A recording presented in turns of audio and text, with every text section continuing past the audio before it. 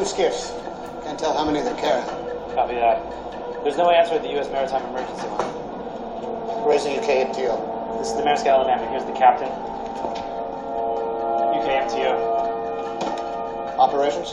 Receiving. This is Maersk Alabama. Our position is 2 degrees 2 north by 49 degrees 19 east. Our course is 180, our speed is 17 knots. We have 2 skiffs approaching at a distance of 1.5 miles with a possible mothership following. Potential piracy situation. Copy, Alabama. You should alert your crew, get your fire hoses ready, and follow lockdown procedures. Yeah. Is that it? I'm relaying your transmission now, but chances are it's just fishermen. Then I'll hit fish.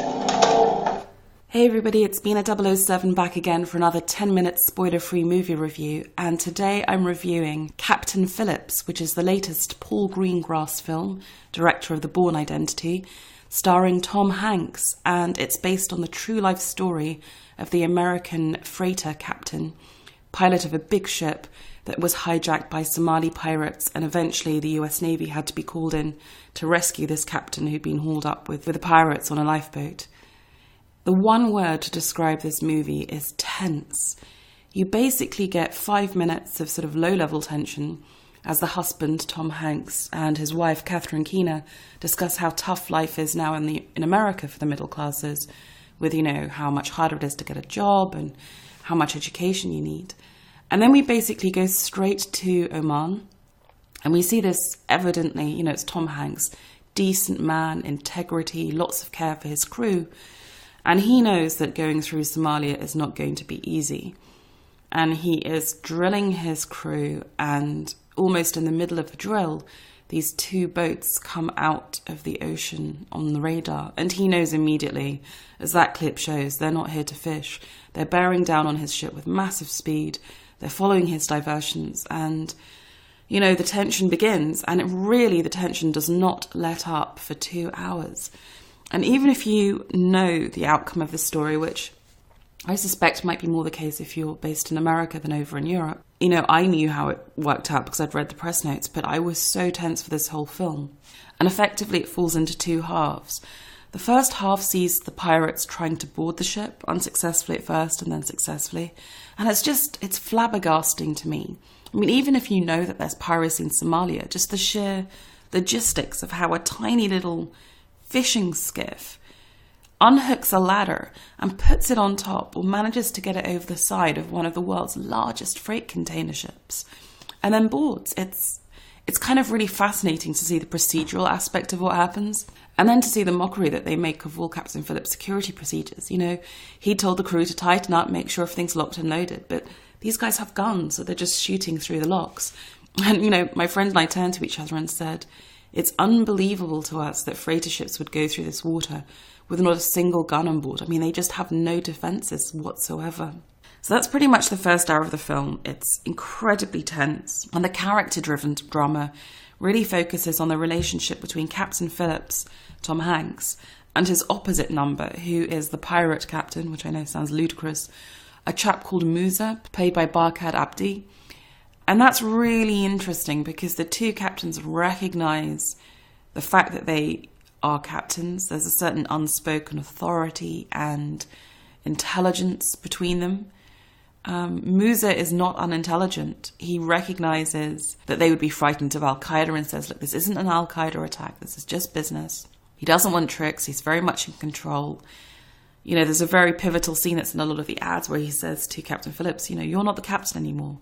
Surrender authority. But it's interesting to see how even in that time of tension, while Phillips keeps his group together and focused and aligned, already Musa's team is falling apart because, it's a really weird bunch of people. They're basically just fishermen. One of the poor kids doesn't even have shoes. They're incredibly young.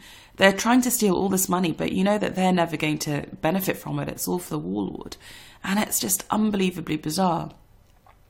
Anyway, so that plays out for the first hour of the movie. And then the second hour of the movie, which just ratchets the tension up even more if you thought that was possible, takes place on one of these large lifeboats where you have the Somali pirates and just Captain Phillips. And then we switch into military police. I was going to say police procedural, but it's military procedural because it's all about how the US Navy and then the US Navy SEALs try and extricate Captain Phillips. And the absolute tension is they want to kill the pirates, or at least disable them before they get to the Somali shore, because once he's on land, I mean, it's a hostage situation of epic proportions. But obviously, can they do this without also killing Captain Phillips as collateral damage? So that's incredibly tense. At the same time, you've got this very nuanced and interesting relationship forming to add to the one between Phillips and Musa, between Phillips and the younger shoeless pirate, which is almost paternal in some respects. It's really fascinating to see it unwind and to see how those guys, under complete stress, I mean, they're just a bunch of kids being borne down upon by the US Navy, and how they cope with that.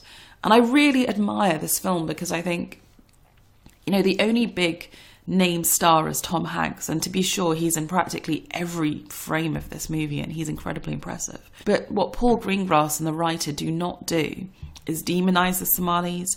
They have very distinct personalities. They're depicted in a very nuanced and intelligent way. And I love the fact that we get the complexity of their motivations, and that we see that they have very limited options. And at one point, a conversation with Musa, when Phillips kind of calls him out, there's a sense of futility about what they're doing. Like, I am in blood stepped in so deep, it's as perilous to go back as to carry on. Is the film perfect? No, of course it's not perfect. The opening dialogue between husband and wife is rather sort of heavy-handedly shoehorned in discussion about the plight of modern American economics, and I just don't believe that any husband and wife, when going off to the airport, have that kind of a discussion. And early on, when they're on the ship, there's a lot of sort of quite cheesy Basil exposition type dialogue where the captain and his first mate are describing, you know, how the procedure works if you're being boarded by pirates. And at one point, I think the Tom Hanks character literally says, "Walk me through the plan," and it's obviously for our benefit as the audience. So those things are kind of clumsy. But once this movie hits its stride, it really is incredibly tense, incredibly well done. And, you know, Paul Greengrass has that directorial style where he just puts you right in the action, up close, claustrophobic, you can't get out, and it's perfectly suited to this material. But, you know, the final word has to go to Tom Hanks. It's another bravura performance. When we finally get some catharsis in this film, it is so devastatingly authentic, so emotional. It's hard to see how anyone gets the Oscar this year. It really is. And I say that early on in the season, but I think it's the best 10 minutes of acting Tom Hanks has done in his career. And he has, you know, put in some quite amazing performances. So as you can see, I'm very taken with this film. If you've seen Captain Phillips and agree or disagree with my take, feel free to leave a comment on the blog at B007.com. In the meantime, thank you for listening.